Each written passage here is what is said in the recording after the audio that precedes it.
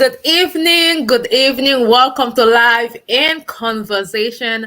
My name is Daphnée Antoine in conversation with the lovely attorney Daphnée Camilien. Hey, Daphnée. Hello, hello, hello. Good evening. Good evening, everyone. So, Live in Conversation is just basically a show to share resources, to spotlight professional, to basically share information to help family entrepreneurs thrive. So with that being said, before we start, we're gonna have Attorney Chameleon do a disclosure for us this evening. Sure. So I'm an attorney. Anything I say this evening is for information purposes only. It does not create an attorney-client relationship. Daphnée Renee is a fiduciary entrepreneur. She's a financial entrepreneur. Sorry. Anything that she says this evening doesn't create a fiduciary duty between you and her. And all our that it also includes our guests. And just so you know, all the information we're saying this evening is for information purposes only.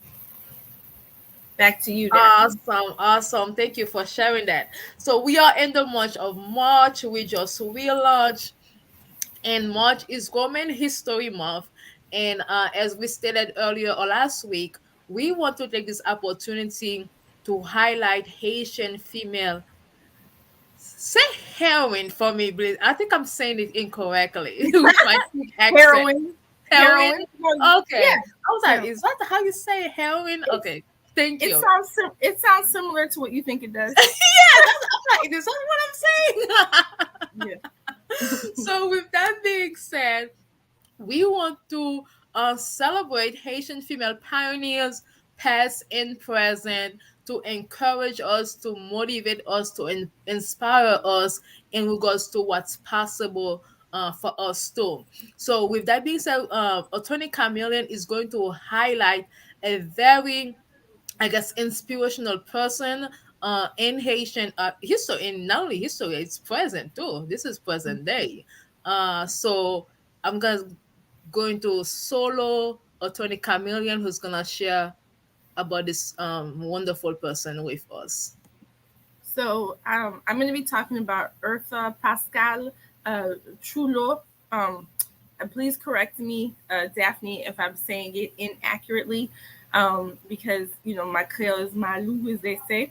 So please let me know.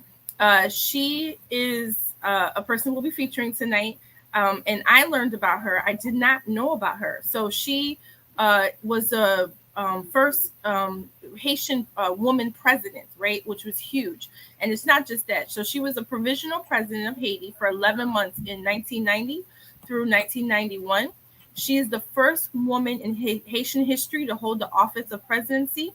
And in addition to breaking down that barrier, she's also the first female president of African descent in the Americas. As you know, we're sitting here in the United States of America. We still have not had a female president, but she was the first female president of African descent in the Americas. That's the biggest part.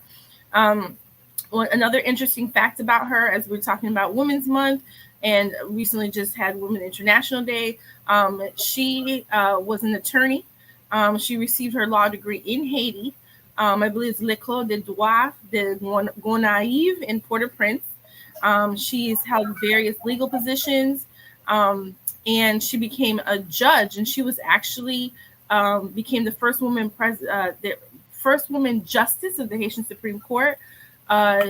So she became president, although of Haiti, on March 13th, 1990. So we are now March 9th. We are talking about 32 years ago.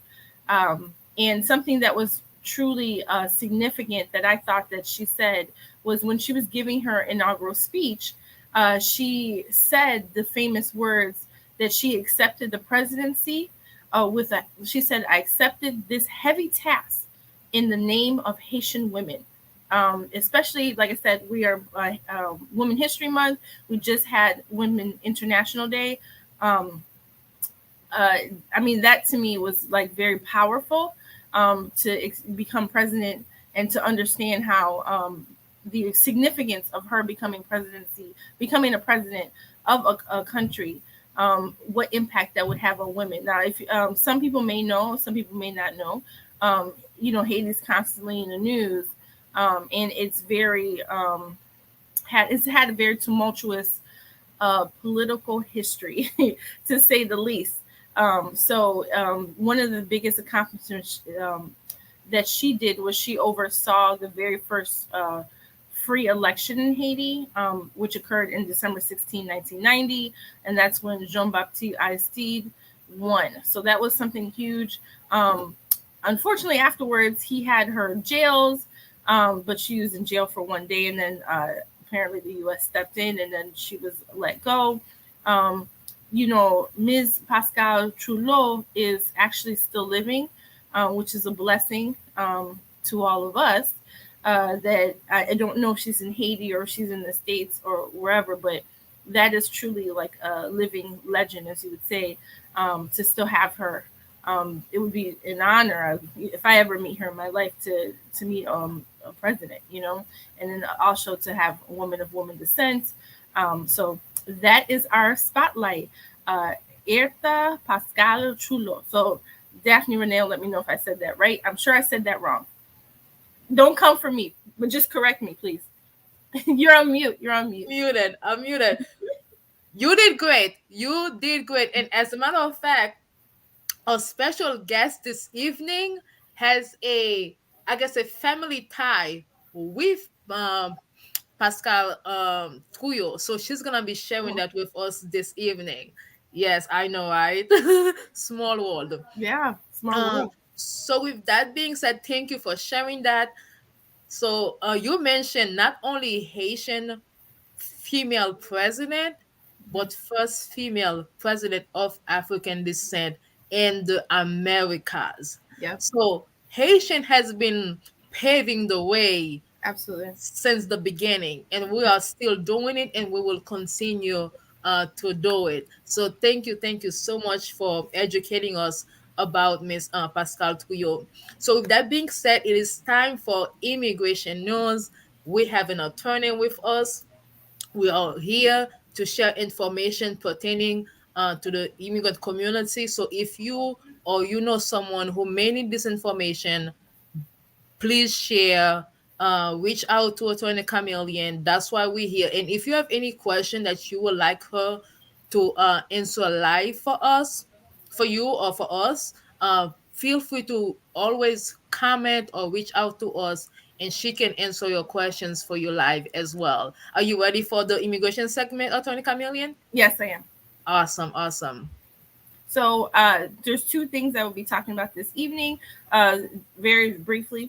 The first is for immigration news that's going on right now. TPS, which is temporary protected status. It has been designated for the country of Ukraine. For most people out there know that Ukraine is in war right now with Russia. And I don't want to get into any politics, but just to say that the United States has designated Ukraine as a TPS country. TPS stands for temporary protected status. And basically, the United States will give citizens of certain countries this temporary protected status if their country has, sometimes it's a natural disaster, sometimes it's a war. It can be various reasons why they would designate the country TPS. And really what that means is if a person is in the United States from that country, Ukraine, at the time that the TPS was granted, which was actually March 1st, they could go and they can't go back to their country. They can go ahead and fill out an application for this temporary protected status and be allowed to stay in the United States. They can also work while they're in the United States under temporary protected status once it's been granted. It has been granted for 18 months. And like I said, it's as of March 1st, 2022. If a person is not in the United States, currently it's March 9th. If they were to come here now, March 9th, from Ukraine and ask for temporary protected status, they would not be eligible. They had to have already been here as of March 1st, 2022, in order to be eligible for TPS. So that's my one point that I wanted to talk about. The other point I wanted to talk about was asylum. And asylum is a is also a relief that people file for, who are being persecuted from their country. And there's some movement in Congress. There's a group of senators that wrote a letter to the president, and they're asking that people who are seeking asylum, that they be appointed an attorney. So in the United States, if someone is arrested, they are and they don't have money for a lawyer, they are given a public defender. However, in immigration court, if someone is put in detention or they face deportation, they are not given an automatic attorney. They have to seek it out. And so this is a big deal, because I'm just going to grab some statistics real quick. The people who have a lawyer, they're 5 times more likely to get relief, right? Than versus someone who doesn't have a lawyer. So they're 5 times more likely to get asylum. And that's for people who are out. So if you're in a detention center and you're in danger of being deported and you're going to court by yourself, so people who are detained, they're if they have a lawyer, they're 10.5 times more likely to get relief than someone who doesn't have a lawyer. In So having an attorney is a big deal, because asylum is complicated, and understanding the process and being able to advocate for yourself. A lot of people don't know the process. I mean, why would you know the process? Why would people know it if you're not studying asylum, right?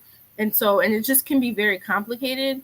It's very, very, very important to it's just really important to get representation. If you can, there's a lot of legal clinics. I think a big barrier is cost. So there are organizations that do represent people for free, but I understand it's not easy getting it.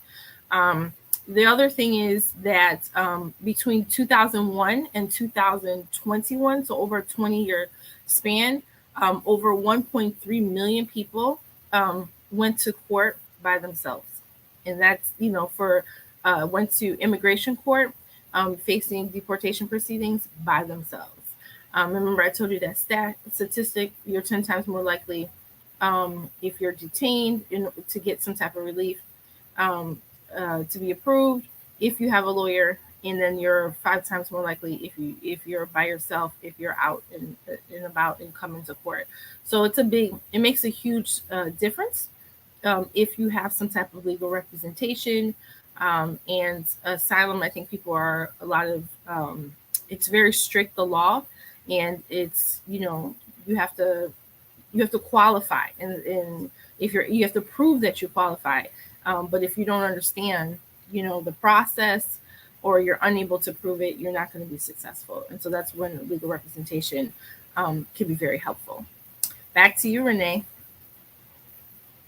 I keep saying Daphnée, Renee. You're on mute. Awesome, awesome. Thank you for sharing that. I mean, it's always great to have you give us the information we need pertaining to immigration laws, especially for our audience who may find this information relevant to them. So, as a recap, Ukraine has been assigned for TPS, temporary Mhm. protected status, and then now, so technically, it's not approved yet, but it's a proposal for people seeking asylum to be able to have attorney privilege. Is that what you're saying? Right. So they're trying to get money Yes, earmarked. because who pays for it? Exactly. Right. Yeah. Because at the end of the day, right. So they're trying to get money earmarked so that they can give some of these states some money, some funding that will allow them to help out some of these people, or clinics, or however Mhm, ways they want yes, to do it. organizations. Yeah, Right.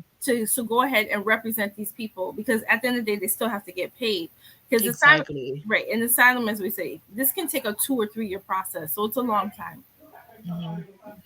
Awesome. Well, thank you for sharing that. And for those of you who may need assistance and who may require an attorney to help you with what you are going through right now, Attorney Camilien is available for a 15 minutes only consultation.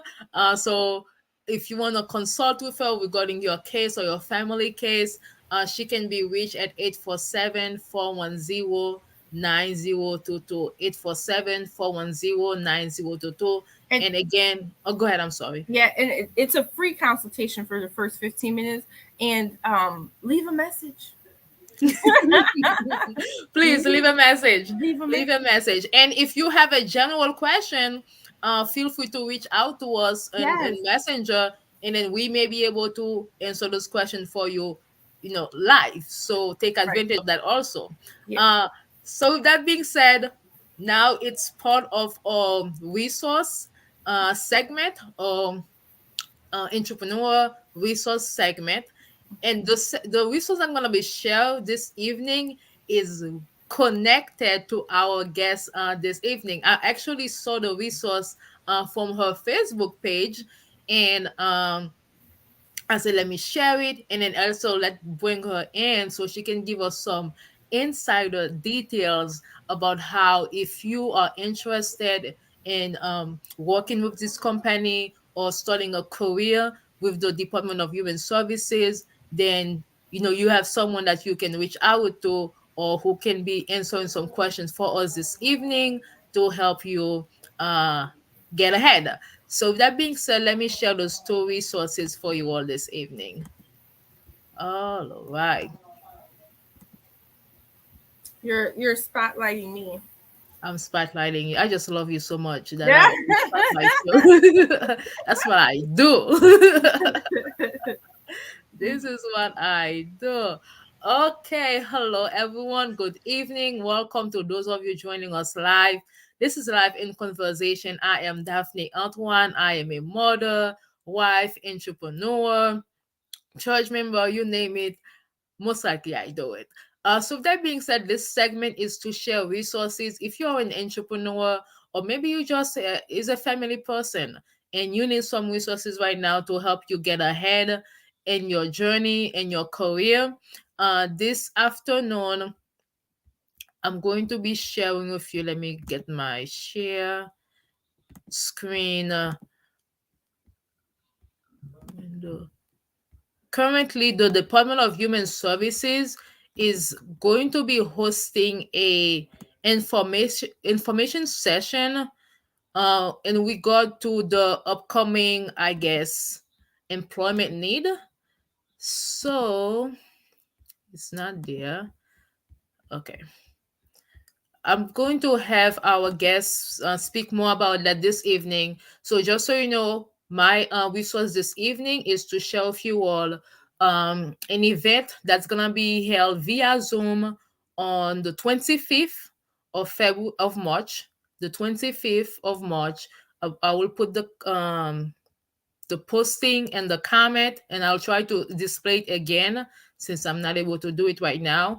But if you are interested in starting a career with the Department of Human Services, it is an information session that you can learn more about how you can do that in your journey. And again, I will be speaking with my guest this evening about that. So the second thing is, if you are an entrepreneur and you are interested in starting a business and you do not know where to start, just be sure to go to YouTube. And if you are in the Chicago area, is this being shown? Yes, it is.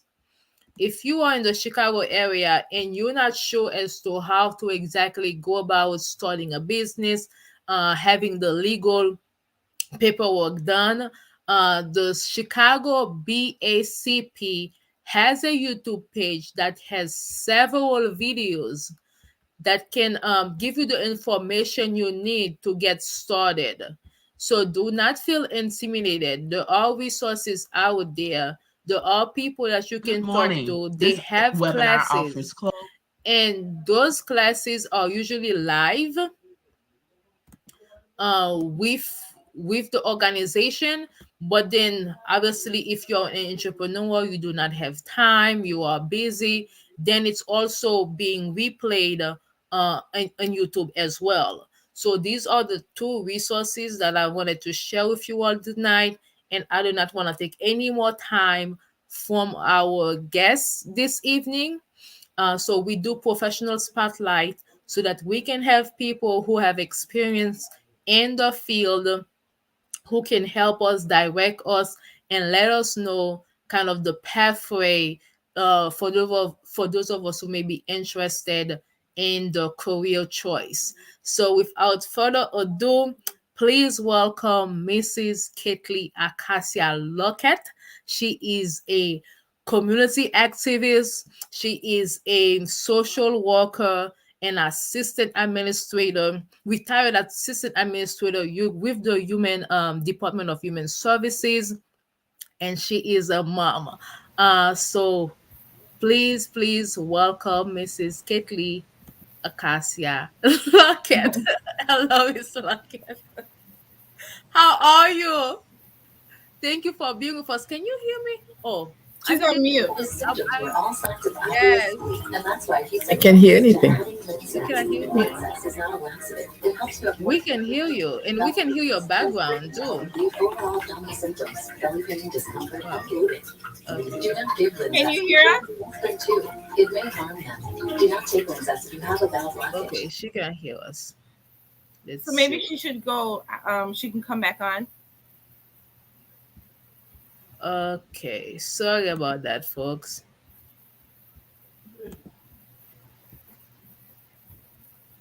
So we're having technical difficulties, Technical difficulty, our apology. and we'll try to see if we can get her back on. Oh, can you hear us, Ketlie? I think she's trying to get it done. Okay, so as we are trying to get back together, let's see. Hello, Mrs. Luckett. Can you hear us? She was able to hear me a second ago. Let's see if she can just get off and get back on. She wants. Oh, I can't hear you. I'm going to call her Okay. and Okay. then so I'll just educate us about the immigration stuff. no. I'll say something about Ketlie a little bit. Uh, um. So yeah. So our purpose is just to spotlight someone in the community. For this month being Women's History Month, we want to feature a woman. All things Daphnée said. Ketlie is a woman in the community, in the Haitian community. Daphnée and I's background is Haiti. So my parents are from Haiti. Daphnée was born and raised in Haiti. So obviously, that we're very interested in just all things Haiti. But we're using this opportunity in this month to just feature women, all types of women who are done outstanding things in the community, who are entrepreneurs, who are moms, who are sisters, cousins, hard workers, just all things women. And Ketlie is a retired woman, as you'll see, who has worked for the Department of Human Services. She's had this wonderful government job for many years. So we were hoping for her to shed some light on her experience working for the Department of Human Services, as well as how to get in to government jobs, if that's if someone is interested in. You always hear about, get yourself a good government job. So this is someone who was in the inside and just finding out what her journey was like in there, in her position. And also she has retired, but she has also, from what I don't know Ketlie personally, and we'll get to know her this evening, but I know that she's involved in the Haitian community in Chicago, as this is where our show is. And she's chosen to volunteer and, just be a person in the community.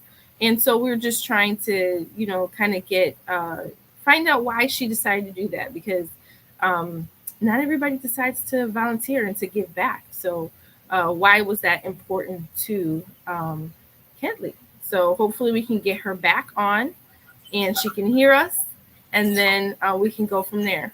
Hello. I cannot hear you. Oh no, we can hear you. Oh, interesting. I can't. I oh, she's on. She's gonna go ahead. You can call her. So as we are having once again technical difficulties, um, we'll see what we can do. We've used this platform StreamYard. We've been somewhat successful in it, but we got to explore different things or see what's up. Um, because as we all been working from home in this Zoom culture and just StreamYard and everything else, Microsoft Teams, etc. We're all learning. It's a work in progress. So hopefully, um, Ketlie will get back on and we can go ahead with the the story. Were you able to get her, Daphnée? She must be talking.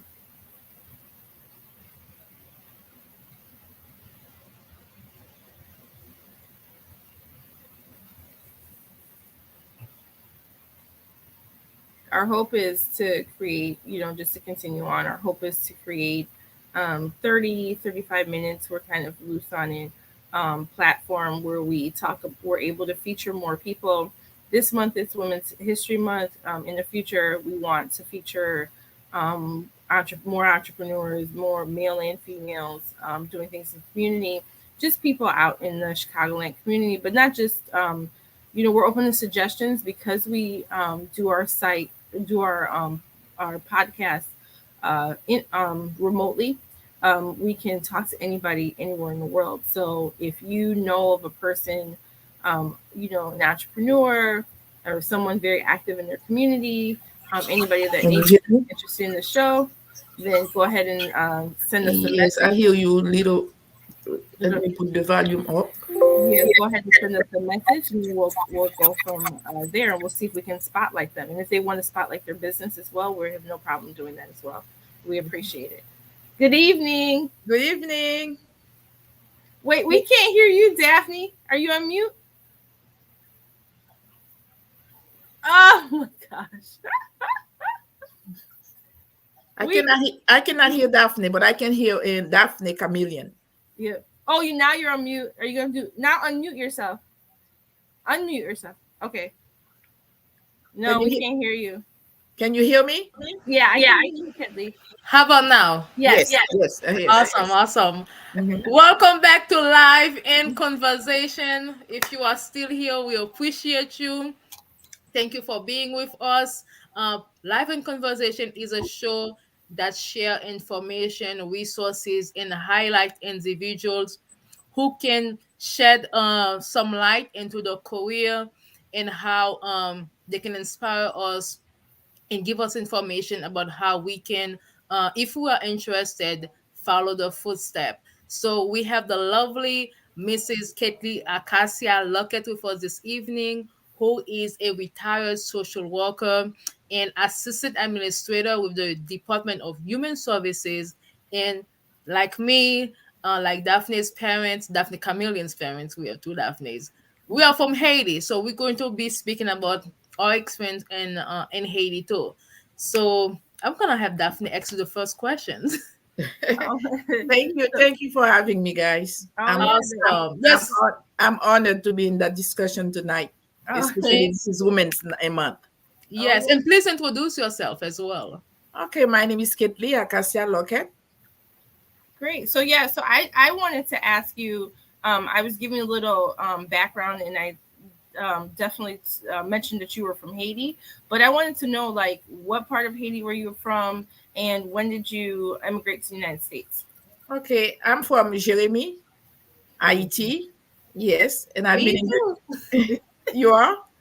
That's a small world. Yes, I've been in the US since since 1984. Mhm. Oh wow. Okay. I was 21 years old, so I came, because my brother was living here, and I have some family members. First, I live in Montreal, Canada, and Oh. I figured out it was too cold back in 1979. back in 1979. So Yeah. I realized it was too cold, and I said I'm coming to the Chicago to stay with my brother. But Chicago was another coldest city. Yes. So I did not know what I was getting myself in. But I've been in the US since 1979, not 84, 1979. And I was in Haiti. I was always involved, with, helping my community. I was a Girl Scout going camping. I was the leader of my team. I was involved with the church, with the choir, with the church. And because my mother, my family is Christian, I come from a family, background in Bordeaux family. That's our family name, and my father, Lundy. So, and I think, I was born, to be just the way I am, helping the community at large. That's awesome. Mm-hmm. So you had a long career with the Department of Human Services. I mean, tell us, how did that came about? Was it hard for you to get that position or to earn that position? And what was your journey like? Girl, I work my way up. When I first, nothing is easy. When I first started, first of all, when you enter the country, immigrate in the country, it's cold. Yeah. Plus, it's not like Haiti. You have no friends, and you don't know the language. That's a very a big challenge. So you have to learn, the English language. I went to Truman College and start, with adult educational program. So I start learning the English. After that, I continue my studies. So I graduate from Truman College. I got my associate, in human services, and I went to Northeastern University, and I got my BA in psychology. Right after graduation, and right after graduation, I I know there was a Haitian Community Association which I really want to get involved, but I started working with the Department of Human Services back in 1984, and I start from a clerical position, and I studied there. It was not that easy, but the process is a very easy process. You have to go downtown to get the test, and you get to get a grade of A, a passing grade, and they put you on a waiting list. And when they have a position, they call you, and you have to choose, based on your district area, you have to choose, what office you want to go work to. So I work at so many different offices. I work at Lower North, downtown, Wicker Park, and northwest on the west side. And after that, I moved, to the northern, on the north side, which I was there since '89. Gradually, I can say, I have a talent.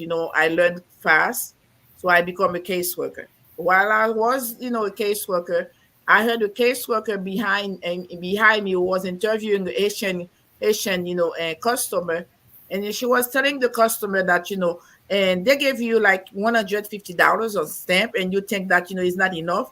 You don't have stamp in your country. And that was very disrespectful. First of all, this is very discriminatory. You don't talk to any customer like that. Everybody is entitled, even if you're Haitian, if you, from Ireland, if you from any country. This is state government, benefits. As long as you qualify, they don't have to go dig down, to your about your country, saying that your country don't provide you that. So whatever they gave you is that charity. You have to accept that. So I was so mad. And the same day, and I call Bob Pressoir, who was the president of the Haitian American Association at that time, back in 1990, 92. And I told them that I want to volunteer to be the social worker for that agency, so I can provide, services, social services to the Haitian community. Not only providing the service, I also want them to educate them about their rights, their responsibilities, and the fear, they have, to go and apply, for public benefits when they are in need. And I also went to law school for a year to learn about, the community services and the tenants' rights and rules and regulations. So that really helped me in my career, to educate, the population. We used to have like seminar every Sunday at St. Jerome Church, and health fair every Sunday after mass. We used to have a seminar, health fair, to educate the community. So I start just like that. And by promoting myself, after I become a caseworker, I become a manager. And I was, I work hard. I take pride on how I do my work.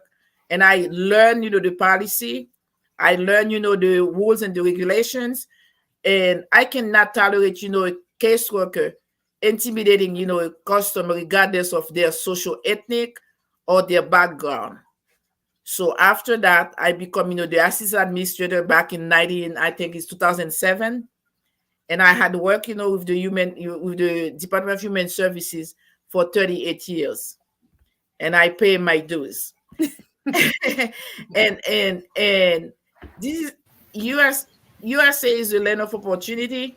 It doesn't matter where you come from. As long as you put your mind to it, you can become whatever, you can achieve anything and become whatever you want to. You can be successful. Education is key, and willingness is number two.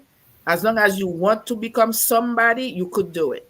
So I would encourage everybody, and to just don't come to the US, as immigrant and just stay there and you don't pursue a career, because there are opportunities available to everyone.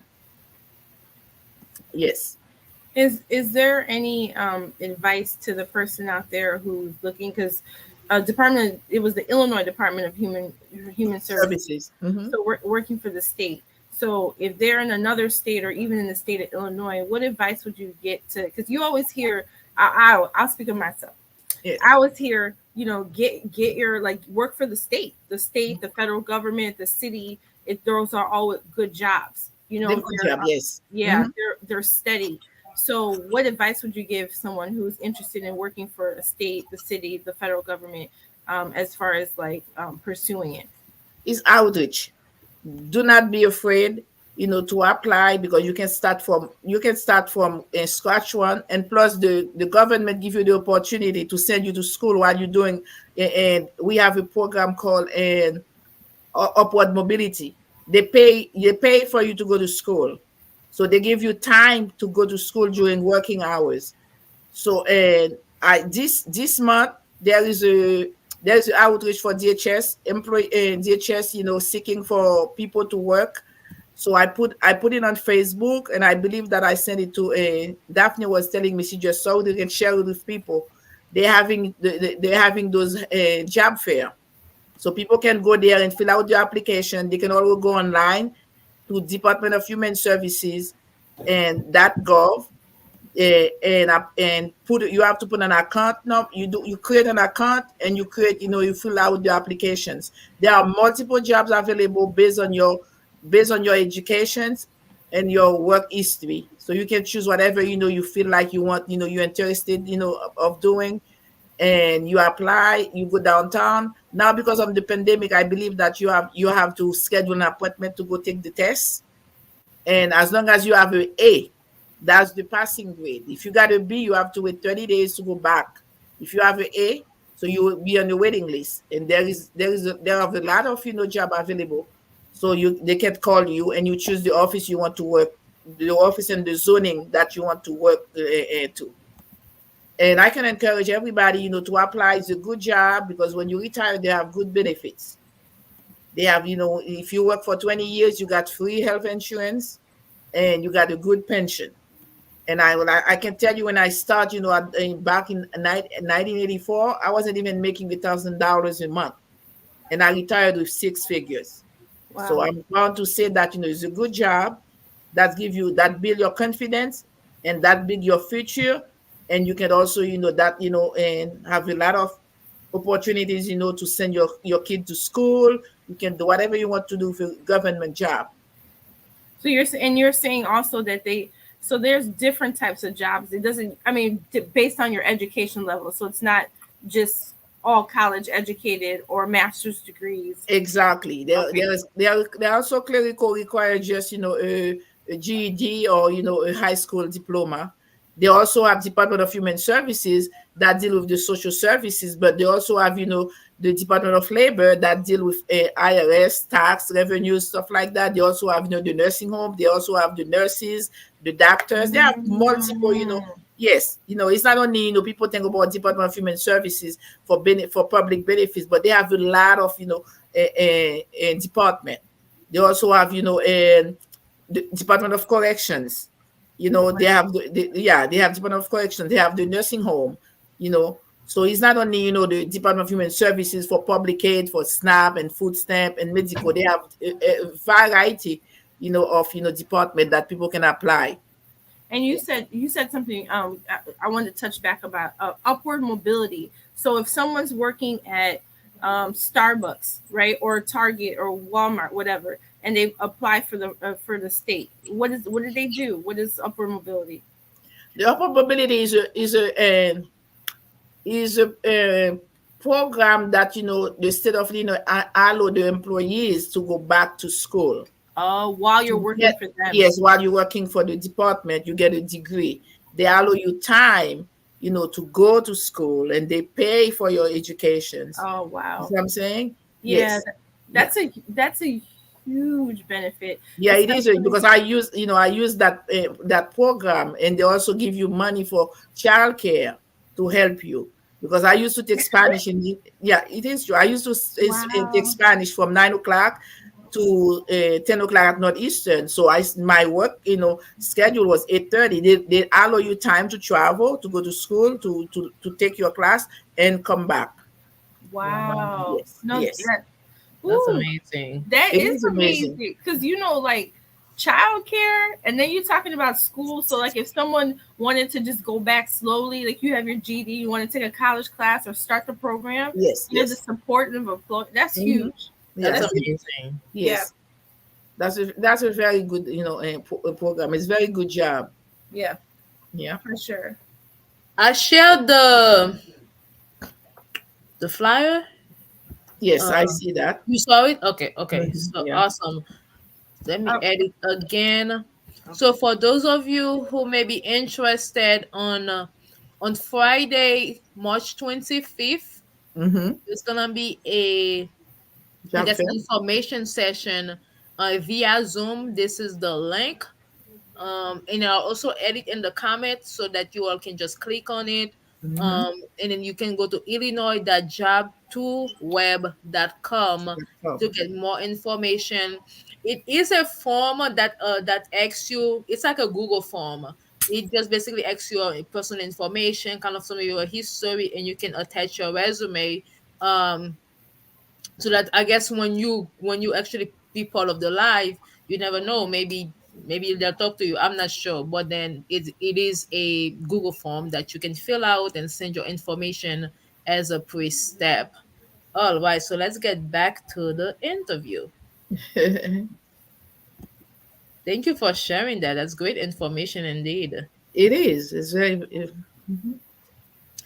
Okay. Oh, go ahead, Daphnée. No, I was going to ask. So you talked about being involved in the community, even in Haiti, being in the Girl Scouts. Recently, my mom was talking about she did Girl Scouts, which was amazing to me because as a kid, I never did Girl Scouts, but my kids are. So I thought that was interesting and full circle because she never talked about that before. And I was like, there's Girl Scouts. That's my ignorance. There's Girl Scouts in Haiti? Like, yes, they do. Right. That was my ignorance, right? And so so you've always been involved in the community. So I wanted to ask you, even like you said you're retired, I know you're still involved. Yes. Why? What drives you to want to help your people or people in general? I think is self-rewarding. I think it's a great, feeling, to be able to help, to assist others, especially if God give you, the opportunity and the knowledge, to educate others. Why would not, share it, And in our community, we have a lot of people in need. We have a lot of elderly, people. So what we've been doing, me and other, we have another colleague of mine, Miss Mallory, and we've been applying, for those seniors to get, in public housing. We probably have more than 100, seniors at that house on Emerson, and in Evanston that we apply for them. And we also, help them with the home care services.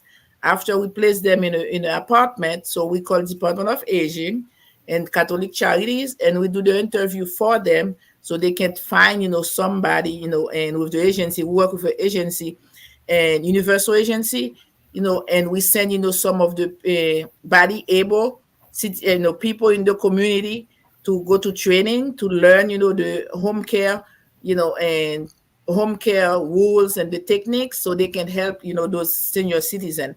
Of course, this is not a free program. The government pay for the program, and the agency, get the funding, to help, and the workers, get paid to the agency. So each, citizen, senior citizen that we place in the house, we make sure that they have a homemaker based on their, physical capability and ability, that they determine, with their insurance how many hours per week they can provide that services to that person. So we've been doing that. We also help, the and our community, people in the community to apply, for public assistance.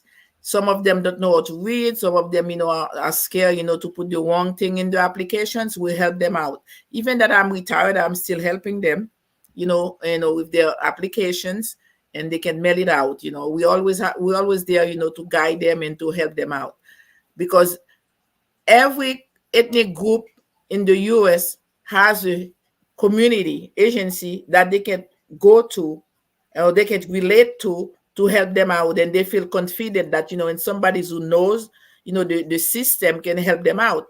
Now we really don't have that much, assistance, because we have one Haitian American Community Association that was closed. We only have the Haitian Congress. We don't have that resources, to do that.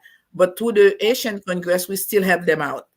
We do outreach. We meet with them. We go see them. If we have to go meet them at home, if we have to call them, do, conference call with those, seniors, we do that. Being retired doesn't mean that, I'm retired from my community. I'm retired from work because I work. I think I pay my dues. I work almost for 40 years, and I think it's time for me to enjoy life. But I also want the community at large to know that, I'm still available to help them. Whatever they need, they can call. And I have people calling me for other people. We don't have to know the people. We don't call them because we like the person. We call them because our people are in need of the services. And the services are available to them. And we want them to know that, there is no fear, for them to apply. So and so can get it. They also can get it too, as long as they qualify. Wow, that's wonderful. Yes. Can you hear me? Yeah, yes, I can hear you. Yes, Okay. thank you for sharing that. So you briefly mentioned that you part of the Haitian Congress. Okay, I know Yes. you are currently the treasurer, correct? Yes, I'm the treasurer, and I was the vice chair, for the Haitian American Community Association for 2 terms when Lynn Toussaint was the president. And I also know that right now there's the Coalition of Haitian Organization in the Yes. Chicagoland area. So Yes. maybe briefly talk to us about kind of your roles there, your role with the Haitian Congress, and what you hope to continue to accomplish in the community. We still with the Haitian Congress, even if I'm the treasurer, but we still do the our community services, and like we have those people who come from Chile. So, and we visit them at home. We help them, and Daphne can tell you that, because she's been a part of that process. We help them, and with the immigration process, and I also help them, obtain, the benefits, like, medical card. They cannot get food stamp yet because their status has not been established as immigrant or asylum or refugee. So we have to wait, for that to happen. But we've been helping them also, and we had some funding that, I think the Asian Congress was, did receive. So I think the city of Evanston give them some money in the cart. So the Haitian Congress president, was taking care of that, visiting people and give them, their money card. So we've been busy. Even that, with the pandemic, we're not we're not performing the way we used to perform, but we're still doing with the coalition. We're still doing, a conference call, Zoom meeting, so to make sure that, we know exactly where we are, so they don't forget about there is an association, in place to help, the community. We're still doing what we have to do. And the coalition, during the pandemic is a great thing. It's like we put all those organizations together. We're working together, in an effort, to establish something for our community. And as a matter of fact, we try to see if we can open, back, the Haitian American Association, so we can, bring more people. We can have a place, so they can come and visit, and they can come and get the services. That's awesome. Anything you want to add, Daphnée No, Camilien? no, just yeah, the Haitian Congress has been instrumental in helping the Haitian families in Chicago, especially those people who were at the Del Rio border, who Mhm. came from Chile, who were trying to seek asylum in the United States, and they've been dispersed all throughout the United States. And Chicago is one of those places. And Haitian Congress has been truly, truly instrumental in helping them, and also in being a part of the Haitian coalition. So keep up the great work. Yeah, Indeed. you're very inspiring to not just help people your whole life, but to also be retired and to continue your work. That's very, very inspiring. That's good. We will never stop, because as long as God give us, the strength and the courage, we to move forward, we will always be available for our community. And I want to mention is that only the north side. We're talking about the Haitian community at large. Right. Talking about the south side, the suburb, the north side. So All around. yes, so So, we don't want people to just be scared. I don't live on the north side. It's the north side thing. No, it's the community, the Haitian community at large are welcome. thank you for clarifying that. So earlier when we started, Attorney Camilien educated us on uh, Haitian Provisional President Ertha Pascal-Trouillot. And through Yes, my conversation with you this afternoon, this is your fun fact. There yes, is family ties between you and President Ertha Pascal-Trouillot. Would you yes, care to share that with us? yes. Erta Pascal Tuyo married my mother-in-law brother. So my ex-husband Michel Acacia, that was Mich- Elta husband was his uncle. So Oh, as a matter of fact, I lost that husband with 1990 when Erta became, the first Haitian president, woman president, and Michelle was living in Chicago, and he said, and I have to go back to Haiti. I have to go back to Haiti. So he left, to Haiti since then, since 1990. wow. Yes, because he was so involved. He became the president, presidential counselor at that time, until for that tenure, that all long for how long she was president. Yes, he's a Right. part of our family.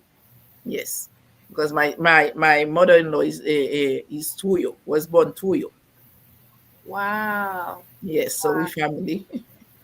Fun fact. That's Yes, Fun definitely a fact fun it's fact. a small indeed. world. It's a small world, and I had the opportunity, before, because I went to Haiti when my daughter was born. So we went to her house. At that time, she was not president yet; she was the judge. Mhm. Yes, Yes. but she's So a very, very, very famous woman.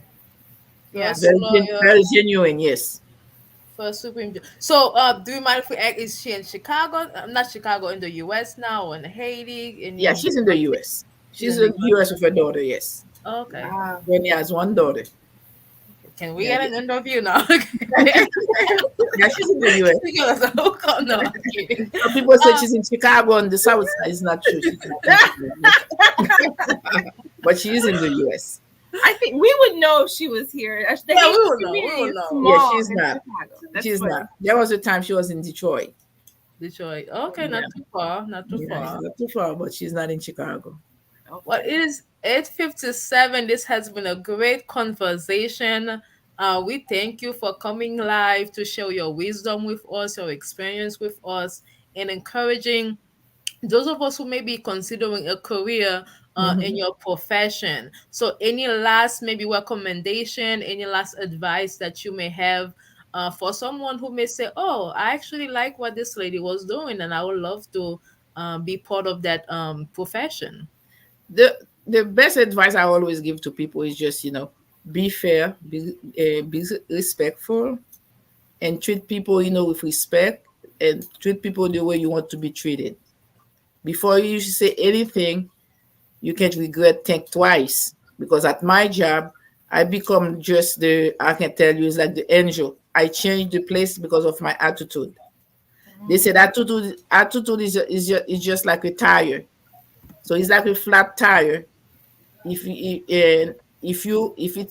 it's flat, it takes time to restore it.